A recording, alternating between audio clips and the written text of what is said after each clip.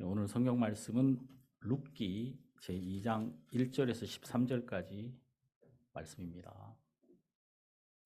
제가 읽겠습니다.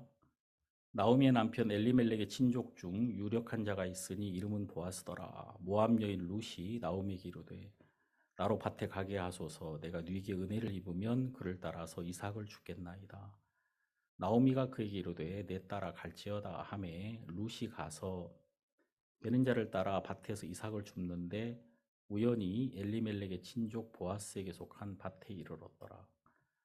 마침 보아스가 베들레헴에서부터 와서 베는 자들에게 이르되 여호와께서 너희와 함께 하시기를 원하노라. 그들이 대답하되 여호와께서 당신에게 복 주시기를 원하나이다.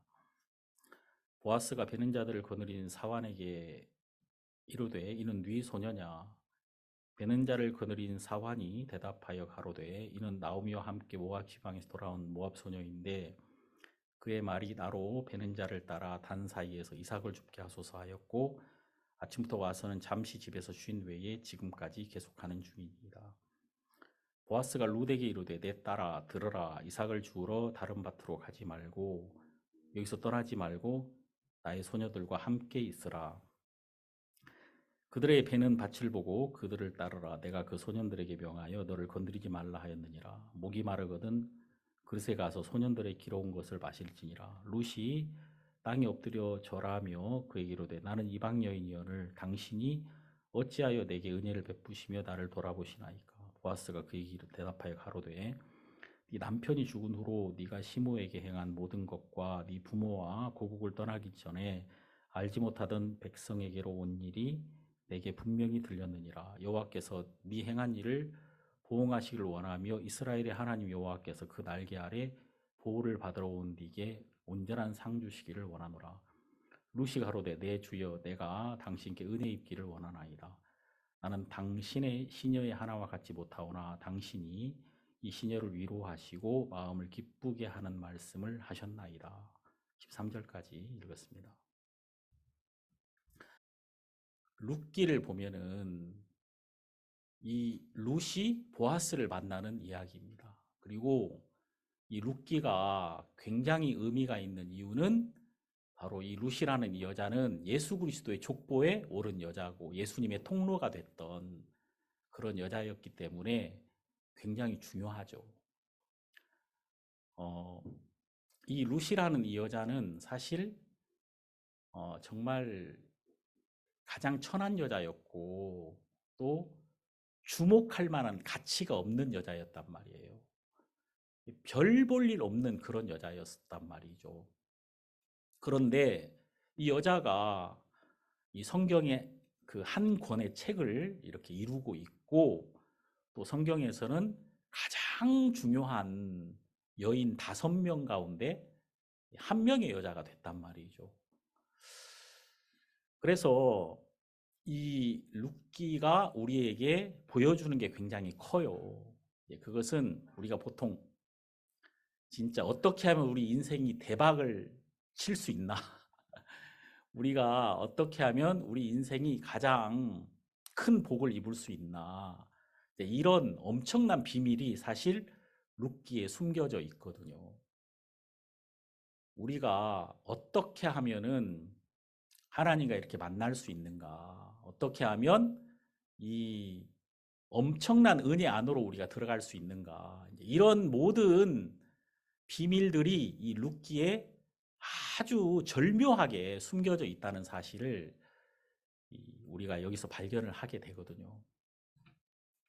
저희가 이제 고린도 전서를 같이 성경 공부를 하는데 성도들에게 이 말씀을 나누면 말씀 마치고 이제 막 연락이 와요. 이렇게 이런 부분에 특별히 복됐다 그러면서 이제 연락이 오면은 저도 이제 제 마음에 내가 한 번도 지금까지 느껴보지 못했던 그런 말씀들이 막 보이는 거예요.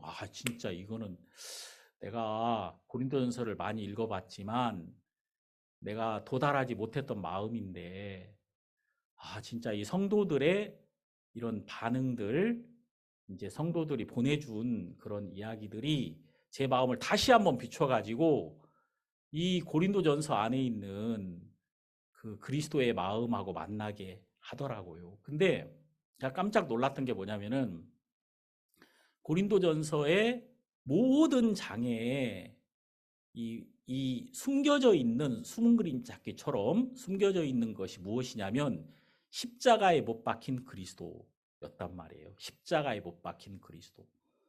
그러니까 이게 우리는 지금 평범하게 말할 수 있잖아요. 십자가에 못 박힌 그리스도. 근데 사실 그 당시에 있는 사람들은 이 말 자체가 굉장히 기분 나쁜 이야기고 말도 안 되는 이야기란 말이에요. 그래서 성경에 보면은 바울이 고린도전서에서 이렇게 말합니다. 유대인은 표적을 구하고 헬라인은 지혜를 찾으나 우리는 십자가에 못 박힌 그리스도를 전하니 유대인에게는 거리끼는 것이요 헬라인에게는 미련한 것이로되 구원을 얻은 우리에게는 하나님의 능력이요 하나님의 지혜다. 이게 사실 이게 엄청난 이야기거든요. 왜냐하면은 그리스도는 메시아 왕이라는 의미입니다. 왕, 창조주, 이 땅에 오신 하나님, 그게 바로 그리스도 메시아였단 말이에요. 근데 십자가하고 그리스도는 안 맞아요. 십자가는 뭐예요? 저주받은 곳이거든요. 성경에 보면은 나무에 달린 자마다 저주를 받았다. 이렇게 나오잖아요. 그러면 그 저주받은 곳에 그 십자가에 어떻게 그리스도가 못 박힐 수가 있느냔 말이에요. 그 그리스도가 거기에 못 박혔다는 것 자체가 그리스도가 아니라는 얘기잖아요. 왕, 창조주, 주인 하면은 마땅히 높은 자리에 앉아가지고 큰 소리 치고 군림하고 많은 다스리는 자를 앞에 두고 있어야 되는데 모든 사람에게 버려져 가지고 십자가에 못 박힌 자가 어떻게 그리스도가 될 수가 있느냔 말이에요. 그러니까 십자가에 못 박힌 그리스도 그러면 벌써 이 말 자체가 안 맞는 말이에요.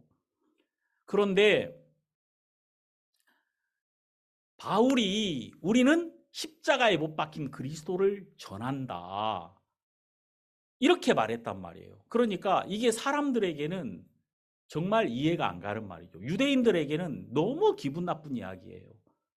유대인에게는 정말 그건 말이 안 돼. 너무 부담스럽고 그들의 그 마음에 상처를 주는 얘기였단 말입니다. 왜냐하면 그들은 그리스도가 오셔가지고 그들을 로마의 압제에서 해방시켜주고 가장 이 땅에서 높은 뛰어난 민족으로 세워주는 것이 그리스도의 역할인데 아니 그리스도가 로마를 막 꺾어주는 것이 아니라 로마 군병들의 손에 의하여 십자가에 못 박혀버렸어. 예? 그러니까 이거 얼마나 기분 나쁜 일입니까? 그리고 헬라인들에게는 아니 무슨 그리스도가 십자가에 못 박혀. 진짜 그리스도라면은 십자가에 가질 않지 아예. 십자가까지 아예 가질 않는 거죠. 헬라인들이 볼 때 십자가에 못 박혔다. 그러면은 이미 지혜도 없는 자이고 능력도 없는 자이고 그냥 강한 자에게 압제자에게 끌려가 가지고 고난을 받은 아주 형편없는 인간일 뿐이다 그 말입니다. 그런데 그 십자가에 못 박히신 그 예수님이 바로 우리의 참된 그리스도였다. 우리의 주인이었다. 그리고 창조주였다. 이 사실을 우리가 발견하게 된 거죠. 그 당시에 이 바울과 많은 그리스도인들이 십자가에 못 박힌 저분이 바로 예수 그리스도였다. 이 사실을 발견하니까 이게 얼마나 놀랍습니까? 그러니까 이제 그건 어떤 의미냐면은 가장 낮은 곳에 왕이 오신 거예요.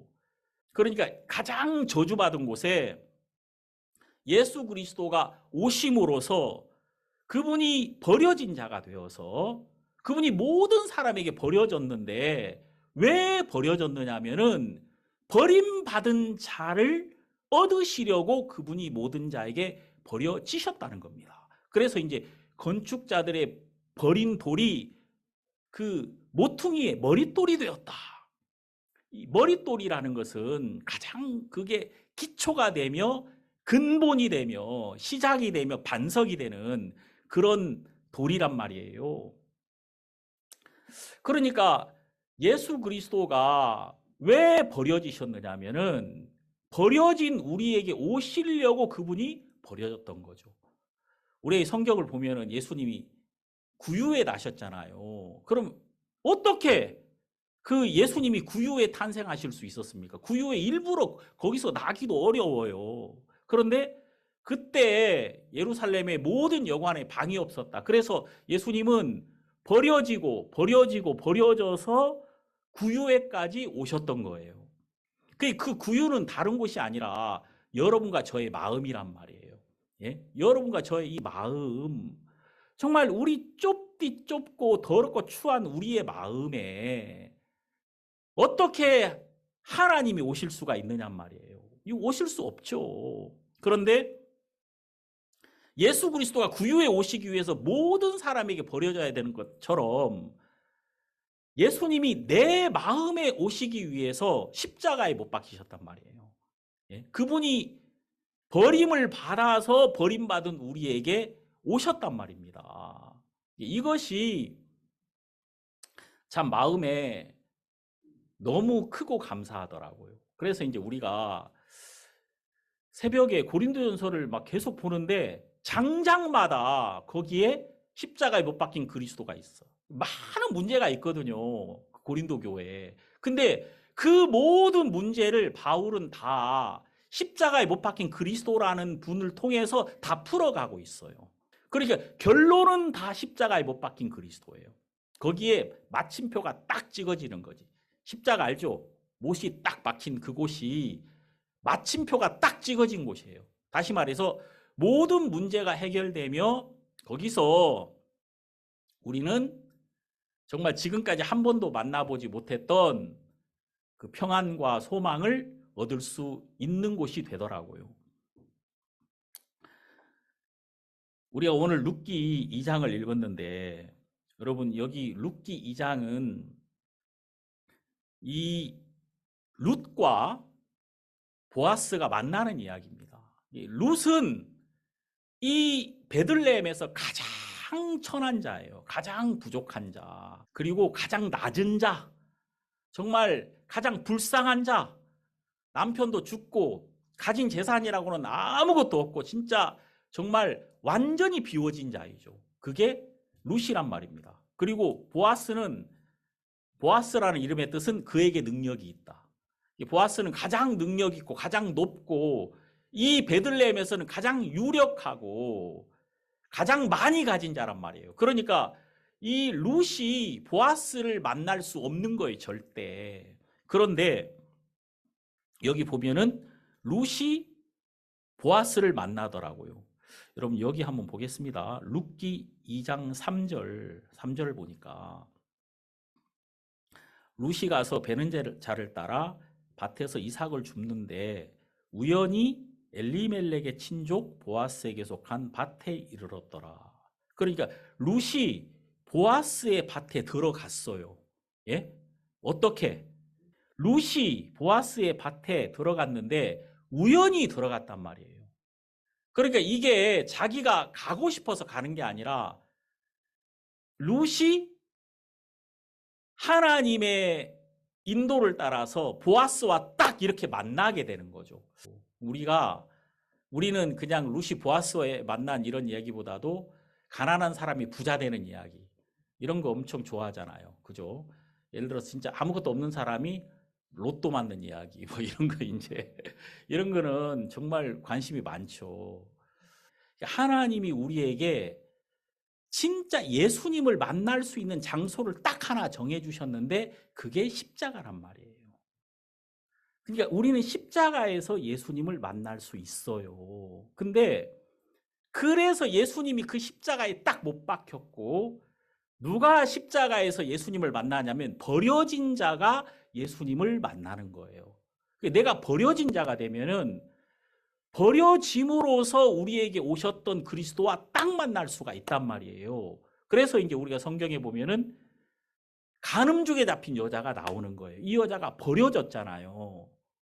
버려졌단 말이에요. 그러니까 모든 소망이나 모든 기쁨에서 버려졌는데 그 여자가 딱 간 곳이 예수님 앞으로 딱 갔단 말이에요. 딱 만났어, 거기서. 그리고 38년 된 병자도 그렇고 성경에 나와 있는 모든 사람이 그렇더라고요.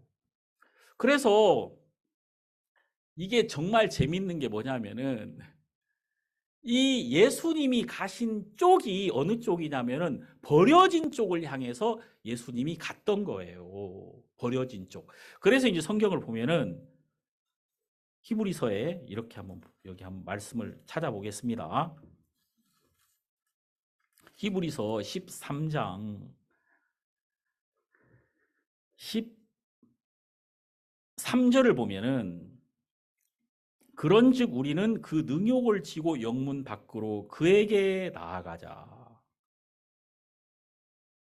우리가 여기는 영구한 도성이 없고 오직 장차 올 것을 찾나니. 그러니까 이게 진짜 이제 중요한 이야기인데 방향을 알아야 돼요. 우리가 방향. 그러니까 어느 쪽으로 가야만이 교회로 올 수 있다. 이 방향이라는 게 중요하잖아요. 우리가 하나님을 만날 수 있는 곳은 바로 이쪽이란 말이에요. 여기 보면 뭐라고 나오냐면은 영문 밖으로 그에게 나아가자. 영문 밖은 어떤 곳이냐면은 버려진 쪽이란 말이에요. 모든 인생들은 성 안쪽을 향하거든요. 여러분 일본에 가면은 성이 굉장히 많습니다. 저도 이제 일본에 살아서 오사카 성 굉장히 유명한데 그 오사카 성에 보면은 그 성이 딱 있고요. 그 성 주변에 귀족들이 삽니다. 성 안에는 정말 그 왕이 살고 쉽게 말해서 그 주변에는 귀족들이 쫙 삽니다. 그리고 그 귀족들이 사는데 바로 바깥에는 이렇게 인공으로 강을 만들어 놨어요. 큰 호수를 파가지고 물을 채워가지고 어떤 사람도 넘어올 수 없도록. 그래서 이제 그 바깥으로 가면 갈수록 가난한 사람들이 사는 거죠. 그리고 진짜 그야말로 성 밖으로 나가면은 못 사는 사람들이 살고 있죠. 그러니까 모든 사람들은 왜 인생을 살아가냐면은 성 안쪽으로 들어가려고 좀 더 나은 삶을 살려고 그렇게 그 목적을 가지고 살아가고 있어요. 모든 인생들은 성 안쪽을 향해서 가고 있단 말이에요. 그런데 여기 보면은 영문 밖으로 나가신 분이 바로 예수 그리스도였다. 예수님은 영문 밖에 나갔다. 다시 말해서 저주받고 배척받는 쪽으로 가셨단 말이에요. 근데 이 예수님이 저주받고 버려진 곳으로 가신 이유는 버려진 우리에게 오시려고 예수님이 그렇게 버림을 받으셨던 것입니다. 그럼 이제 우리가 말이에요. 여러분, 우리는 사실 어떻게 가고 있습니까? 우리 인간이. 여러분, 우리 인간이 젊고 소망을 가지다가 나이가 들면 들수록 사람이 버려지거든요. 나이가 들면 들수록 병들고 힘도 빠지고 사람들이 별로 관심을 가지지 않게 되잖아요. 그러니까 참 이제 하나님이 우리 인간이 영문 밖으로 갈 수밖에 없도록 우리 인간의 방향을 그렇게 만들어 놓았어요. 우리는 살면 살수록 소망 없는 쪽으로 간단 말이에요. 우리가 늙고 병든단 말이죠. 그래서 남자들이 60이 넘으면 외롭다고 하더라고요. 예? 제가 이제 그 서울에서 서울 구치소 성경 공부를 다녔는데 한 번은 구치소장님을 만났어요. 만났는데 그 구치소장님이 다음 달에 정년 퇴직을 한대요. 그러면서 눈물을 뚝 흘리더라고요. 이 서울 구치소장이면 여러분 대단합니다. 정말 대단한 권력이 있거든요. 근데 다음 달에 은퇴를 한다 그러면서 눈물을 뚝, 왜 그러셔요? 그랬더니 내가 나이가 드니까 이제 퇴직을 할 이 위치가 되니까 이제 친구가 없다는 거예요. 예? 그리고 내 아내도 나하고 가까이 안 한대.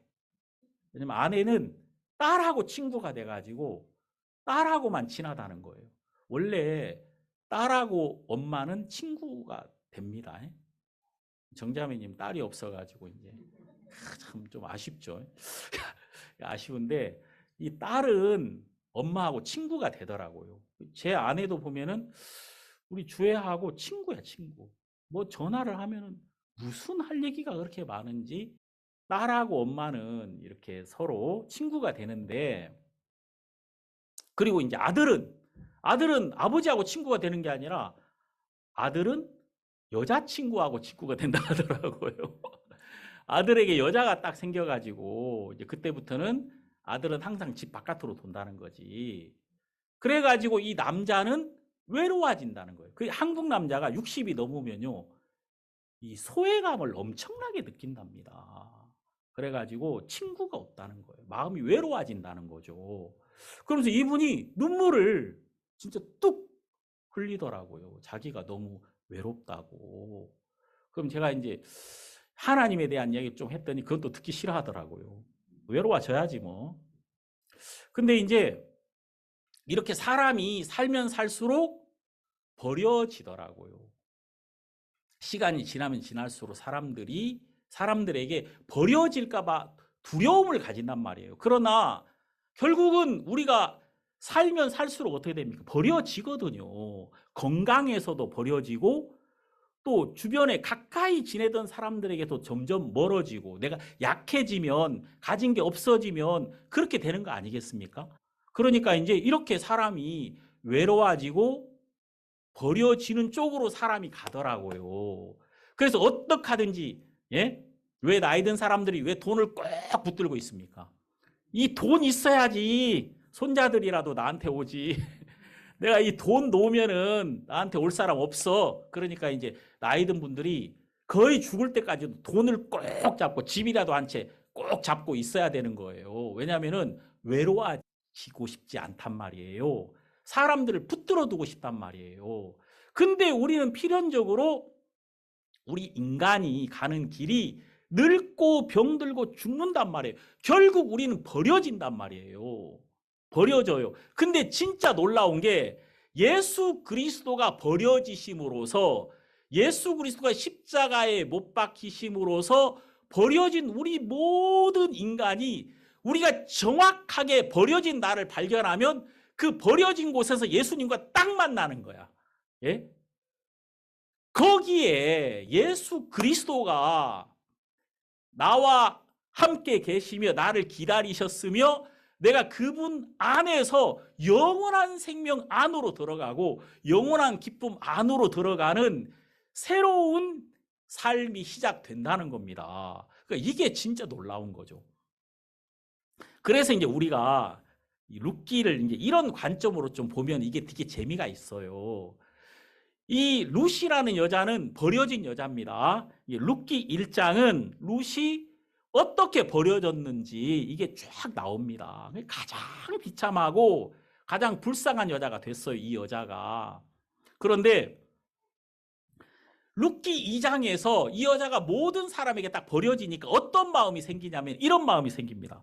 여러분, 여기 룻기 2장 2절을 한번 보세요. 2절 보면, 모압 여인 룻이 나오미에게 이르되 나로 밭에 가게 하소서. 내가 네게 은혜를 입으면 그를 따라서 이삭을 주겠나이다. 그러니까 이 버려진 룻이, 소망이 없는 룻이 이 마음이 생기는 거예요. 내가 은혜를 입고 싶다. 이 마음이 만들어진 거예요, 그 속에. 하나님은 우리에게 이 마음을 만들어주고 싶었어요. 이게 사실 뭐냐면요, 하나님에게서 우리 인간이 버려졌는데, 버려졌지만 버려진 것조차도 모르잖아요. 다른 것에 취해 있으니까.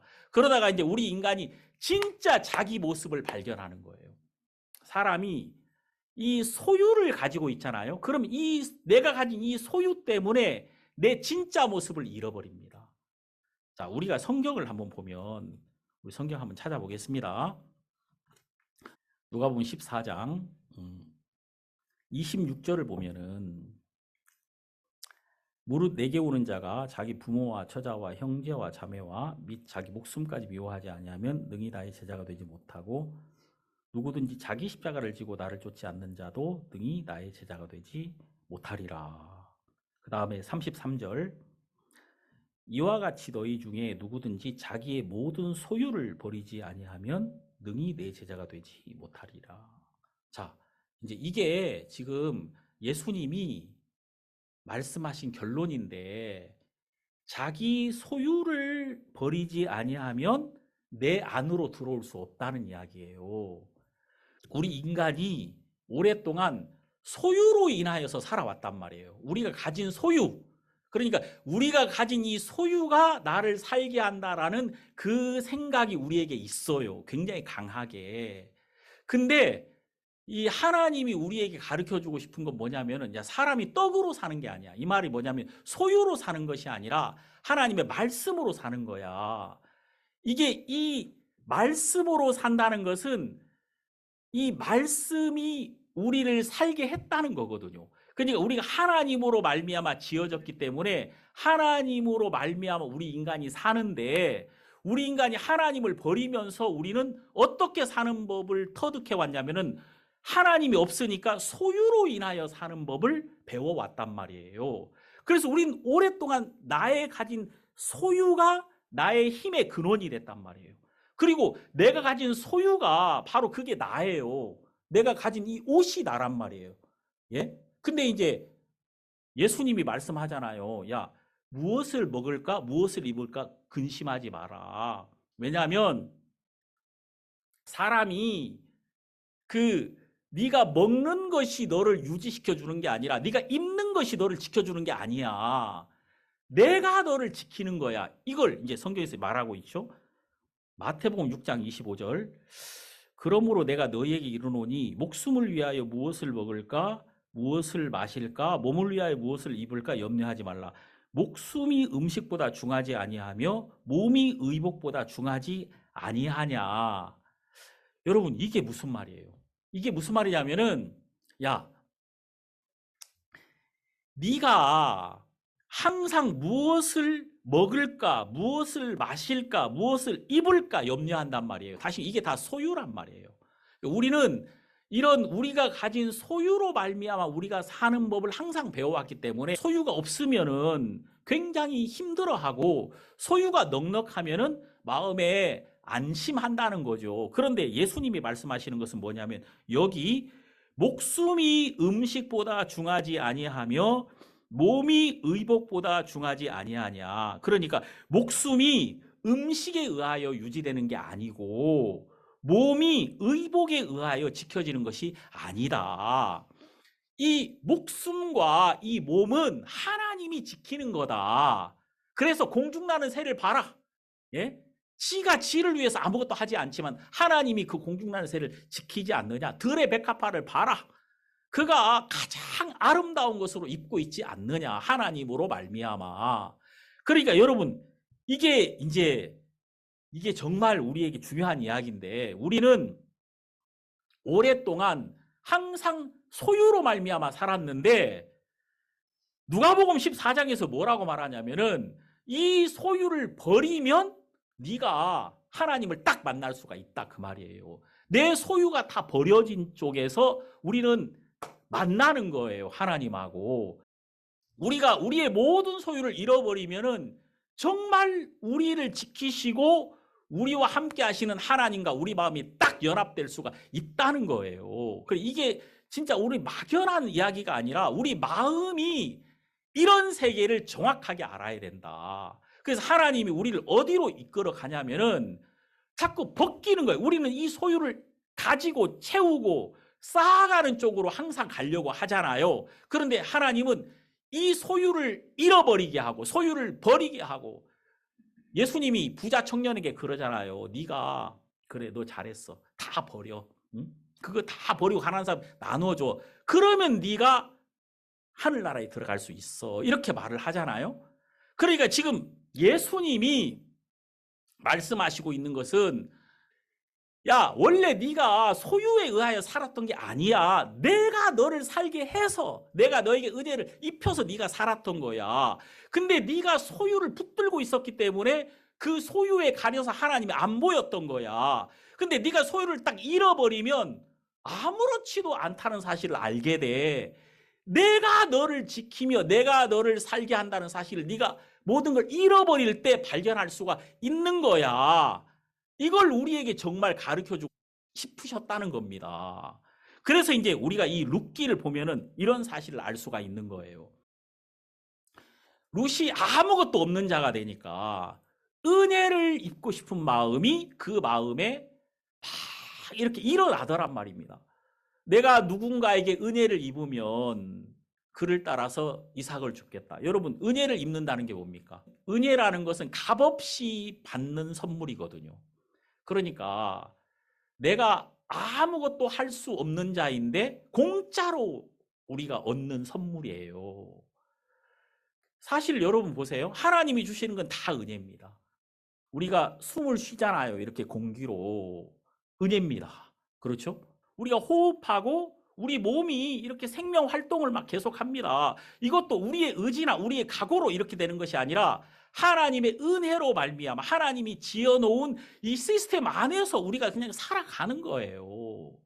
근데 우리가 어떻게 떠냐면 항상 소유를 따라서 떠나는 거예요. 항상 그래요, 사람이. 그 아브라함 조카 롯, 이 롯이 왜 아브라함을 떠났느냐면은 소유의 풍성함을 따라서 아브라함을 버려야 됐다 그 말입니다. 근데 아브라함을 버리고 그가 소돔과 고모라에 갔는데 거기서 그가 무엇인가를 처음에는 얻은 것처럼 보이지만은 결국은 다 잃어버리더라고요. 결국은 진짜 놀라운 게 하나님이 사람에게 죽음을 주셨어요. 죄에 빠진 모든 사람이 죄의 싹친 사망으로 갈 수밖에 없습니다. 그래서 이 사망 앞에 우리 인간이 딱 섰을 때 우리는 모든 소유를 다 내려놔야 돼요. 그래서 우리가 모든 소유를 딱 내려놓았을 때 우리가 딱 하나만 남아요. 하나님이 우리를 지으신 것, 이 몸 하나만 딱 남아요. 그리고 우리를 지으신 이 하나님이시라는 이 근본 하나님과 우리 마음이 만날 수 있는 마지막 기회를 가지게 되는 거예요. 그래서 이 모든 것이 벗겨진 인간에게 하나님을 만날 수 있는 이런 놀라운 은혜를 하나님이 다시 한번 우리에게 주시더라고요. 그러니까 우리가 창세기를 제너시스라고 하잖아요. 그 창세기 그게 무슨 의미냐면은 기원, 오리진, 시작, 우리의 출발, 거기에 가면 항상 거기에는 하나님이 계신 거예요. 근데 이 하나님을 우리가 만날 수 있는 곳은 우리가 벗겨진 곳이라야 그 하나님에게로 내려갈 수가 있다는 것이죠. 룻기 2장 3절에 룻이 가서 베는 자를 따라 밭에서 이삭을 줍는데 우연히 엘리멜렉의 친족 보아스에게 속한 밭에 이르렀더라. 자, 여러분 여기 룻이 이 밭에 갔는데 이게 보아스의 밭이었단 말이지. 룻이 모든 것을 잃어버리고 이삭을 줍는 사람이 되었단 말이에요. 이삭을 주었다. 여러분, 이삭은 누가 줍습니까? 이 당시에 그냥 아무나 줄 수 있는 거예요. 이삭은 가난한 사람들의 것이었단 말이에요. 가난한 사람들은 아무 밭에 나가서 이삭을 그냥 주우면 돼요. 근데 이 룻이 지금 2장 2절에 내가 은혜를 입으면 이삭을 줍겠나이다 이 말을 했느냐면은 룻은 저주받은 사람이고 모압 사람이고 그는 아예 이스라엘의 어떤 밭에서도 환영받을 수 없는 사람이란 말이에요.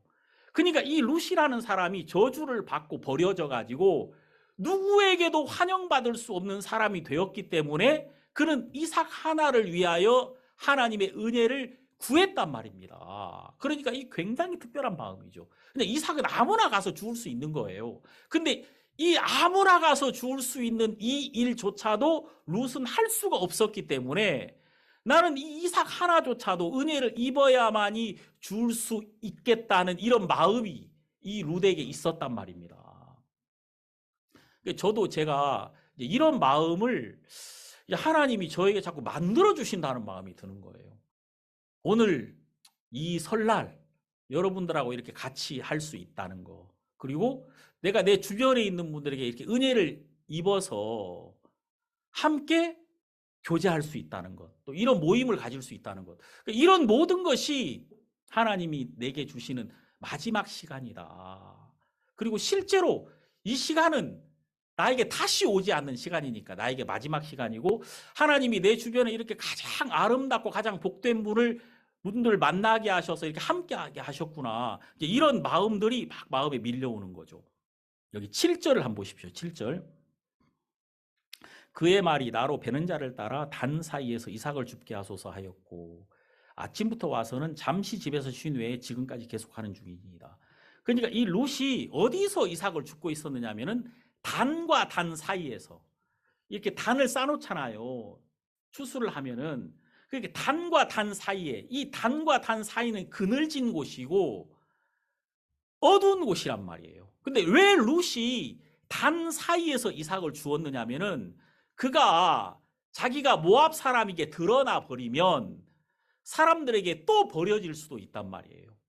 그러니까 저 사람 모압 여자야 이런 소문이 나면은 저 밭은 모압 사람이 들어가서 저기서 이삭을 줍고 있어. 그럼 다른 사람들에게 욕을 먹을 수도 있단 말이죠. 그러니까 이 룻이라는 이 여자는 철저히 자기 그 이삭을 줍는 이 모습조차도 가려져야만 했다 그 말입니다. 그러니까 그가 자기를 드러낼 수 없는 위치에 있었다. 그래서 단과 단 사이에 그 마음이 항상 머물러 있었다. 그러니까 이제 이게 어떤 마음이냐면은 은혜를 입지 않으면은 이게 내가 드러나면은 나는 저주야. 예? 내 어떤 모습이라도 이 모습이 나타나거나 이게 드러나면은 사람들에게 절대 이게 박수를 받거나 칭찬을 받을 수 없는 사람이었단 말이죠. 그래서 자기가 항상 가리워진 곳에 그가 머물러 있었다는 겁니다. 결국 이제 이 룻이 이 마음을 가지고 있었기 때문에 그는 보아스의 눈에 띄었던 것이죠. 자, 보아스가 이렇게 말합니다. 여기 2장 8절을 보면은, 자, 8절 보시면 보아스가 룻에게 이르되 내 딸아 들어라 이삭을 주우러 다른 밭으로 가지 말며 여기서 떠나지도 말고 나의 소녀들과 함께 있으라. 그 다음에 9절 그들의 배는 밭을 보고 그들을 따르라. 내가 그 소년들에게 명하여 너를 건드리지 말라 하였느니라. 목이 마르거든 그릇에 가서 소년들의 기러운 것을 마실지니라. 10절 룻이 땅에 엎드려 절하며 그에게 이르되 나는 이방 여인이여를 당신이 어찌하여 내게 은혜를 베푸시며 나를 돌아보시나이까. 그러니까 이제 지금 이 보아스가 룻에게 모든 것을 공급해 주잖아요. 모든 것을 야, 너 물을 기르러 갈 필요도 없고 내 소년들이 너를 위해 다 준비했으니 너는 그냥 이것을 함께 하면 된다. 자, 왜 이 보아스가 룻에게 이런 말을 하느냐면은 이 룻 자체가 아무것도 할 수 없는 자였기 때문에 모든 룻에 쓸 것이 보아스로 말미암아 공급이 되는 것을 볼 수가 있더라 그 말입니다. 12절 보면 여호와께서 네 행한 일을 보응하시기를 원하며 이스라엘의 하나님 여호와께서 그 날개 아래 보호를 받으러 온 네게 온전한 상 주시기를 원하노라. 그러니까 이 룻이라는 여자는 온전한 보호자가 필요했단 말이죠. 실제로 여러분 이게 다른 사람의 이야기가 아니라 여러분과 저가 사실은 죄로 말미암아 이렇게 버려져서 룻처럼 어떤 사랑도 어떤 보호도 받을 수 없는 자가 이미 되었단 말이죠. 그런데 우리가 진짜 감사한 게 뭐냐면은 우리가 하나님 앞에 절대 설 수 없는 자라는 사실을 알게 되었고 우리가 이렇게 버려진 이곳이 다른 곳이 아니라 보아스의 밭이었더라 그 말입니다. 우리가 이렇게 도달한 이곳이 보아스의 밭이었더라고. 우리가 도달한 이곳이 십자가의 능력이었더라고요. 우리가 도달한 이곳이 모든 사람에게 버려져서 가장 악하고 저주받고 더러운 자가 된 이곳에서 우리를 온전히 받으신 그리스도를 만나고 이 온전한 은혜 안에서 하나님이 우리를 위해 준비하신 이 하나님이라는 상을 우리가 받은 이곳이 되었다 그 말입니다. 그래서 여기 13절 마지막으로 보면은 룻이 이렇게 말합니다. 룻이 가로되 내 주여 내가 당신께 은혜 입기를 원하나이다. 나는 당신의 시녀의 하나와 같지 못하오나 당신이 이 시녀를 위로하시고 마음을 기쁘게 하는 말씀을 하셨나이다. 다시 말해서 이 룻이 은혜 안에 있는 자기를 발견하게 됩니다. 여기서 내가 은혜를 입고 싶습니다라고 이렇게 표현한 것은 은혜 안에 들어와서 은혜로 말미암아 살 수밖에 없는 자기 자신이 발견이 된 거예요. 우리는 소유를 얻는 쪽으로만 항상 가려고 했는데 하나님이 우리를 소유를 벗기는 쪽으로 가게 하시더라. 실패하고 망하는 쪽으로. 그래서 왜 하나님이 우리를 이렇게 실패하고 망하고 인생 자체가 결국은 늙고 병들면서 죽음 앞으로 갈 수밖에 없는 거죠. 영문 밖으로 자꾸 가지는 거예요, 우리는. 왜 하나님이 우리를 이렇게 가게 했느냐면은 보아스의 밭에 가게 하시려고. 우리가 있는 이곳이 우리가 정말 내가 정말 왜 나는 여기까지 왔나? 나는 왜 이렇게 불쌍한 곳에 내가 이삭 하나조차도 그냥 넉넉하게 가지지 못하는 왜 내가 이런 곳에 있나 이렇게 사람들이 생각할 수가 있단 말이에요. 이곳이 우리가 가장 절망이라고 생각한 이곳이 사실은 보아스의 밭이며 우리가 보아스와 하나가 되는 곳이며 우리에게 가장 놀라운 소망이 시작이 되는 곳이다. 그래서 저는 정말 오늘 이 자리에 있는 여러분들이 내가 버려진 곳, 내가 정말 비참하다라고 생각하는 이곳이 사실은 보아스의 밭이며 보아스가 본 곳이며 보아스와 하나 된 곳이며 보아스와 함께 보아스의 마음 안에서는 이미 룻을 향한 어마어마한 계획이 이미 시작됐을 거 아닙니까?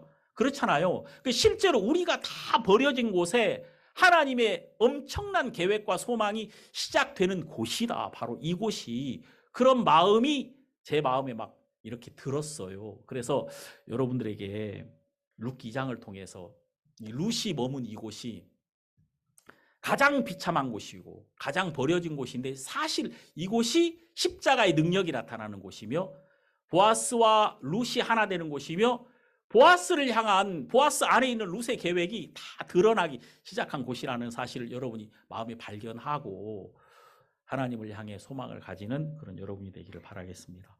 기도하겠습니다. 하나님 아버지 정말 고맙고 감사합니다. 우리를 구원하시고 또 우리에게 영원한 생명을 주셨으며 우리가 전에 알지 못했던 이 평안 안으로 우리를 이끌어 주신 주님께 영광을 돌립니다.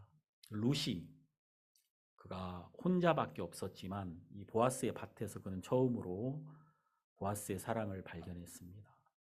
그가 이삭 하나를 주었는데 나중에는 그 이삭이 그냥 주어지는 게 아니라 보아스의 소년들이 자기 앞에 이삭을 뿌리고 있다는 사실을 알았고 그 이삭 하나 속에 보아스의 사랑이 함께 있었으며 그 마음이 모든 부분에서 느껴지니까 룻이 정말 행복하고 감사하고 또 보아스 안에서 그는 예수 그리스도의 통로가 되었으며 세상에서는 다 버려진 자가 하나님 안에 가장 귀한 자가 되었습니다. 하나님 아버지, 이렇게 우리도 하나님 안으로 들어왔으며 하나님 안에서 기쁘고 큰 소망을 얻었습니다. 우리 모두가 이런 은혜를 입었다는 게 너무 감사하고 하나님께서 우리 마음의 방향을 이렇게 룻이 간 방향과 똑같이 갈 수 있도록 우리 마음을 이끌어 주신 것이 너무 감사합니다. 우리가 전에는 원망하고 불평했는데 이제는 감사하고 하나님을 향한 소망을 가집니다. 우리 모든 성도들을 금년 한 해 복되게 하시며 하나님의 은혜를 베푸소서. 예수님 이름으로 기도드립니다. 아멘.